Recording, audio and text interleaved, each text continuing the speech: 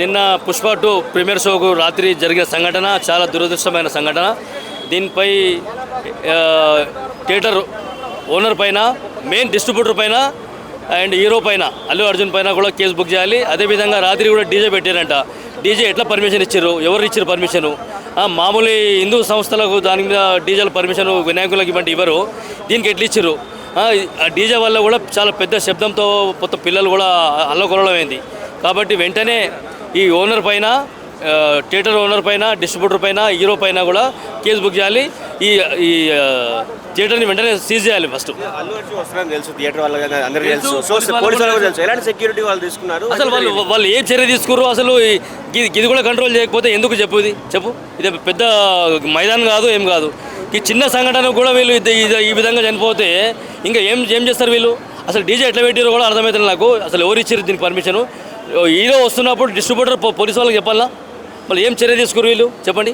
ఒక ప్లాన్ ప్రకారం ఏం లేదు, వచ్చాడు, చాలా క్రౌడ్ మొత్తం హడావుడిగా అయింది. ప్లాన్ ప్రకారం జరిగింది, హడావుడిగా అయింది.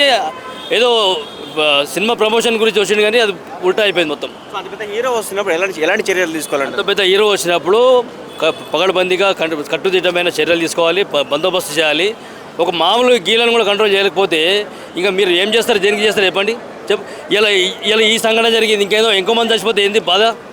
ఇలా థియేటర్ కూడా నడవదు అసలు. యాక్చువల్లీ థియేటర్ కూడా సీజ్ చేయాలి. లెక్క చూస్తే థియేటర్ కూడా సీజ్ చేయాలి. కాబట్టి ఈ థియేటర్ ఓనర్ పైన, డిస్ట్రిబ్యూటర్ పైన, హీరో పైన కూడా కేసు బుక్ చేయాల్సిన అవసరం ఉంది. చూసుకుంటే అల్లు అర్జున్ కూడా ఇక్కడ రావడం, చిన్న థియేటర్ రావడం, అల్లు అర్జున్ రావడం కూడా చాలా తప్పు. ఆయన ఇటువంటి దాంట్లో రావద్దు. ఎందుకు రావద్దు అంటే కంట్రోల్ చేయలేకపోతున్నారు. పబ్లిక్ కంట్రోల్ లేకపోతే నిన్న సంఘటన జరిగింది.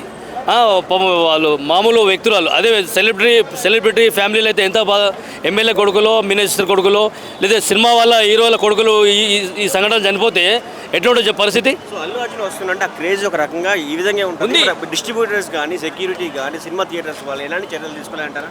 ఏం చర్యలు తీసుకోలేదు. హడావుడిగా పిలిచిర్రు. అసలు ఆయన రావద్దు కూడా. ఫస్ట్ పాయింట్ ఆయన రావద్దు.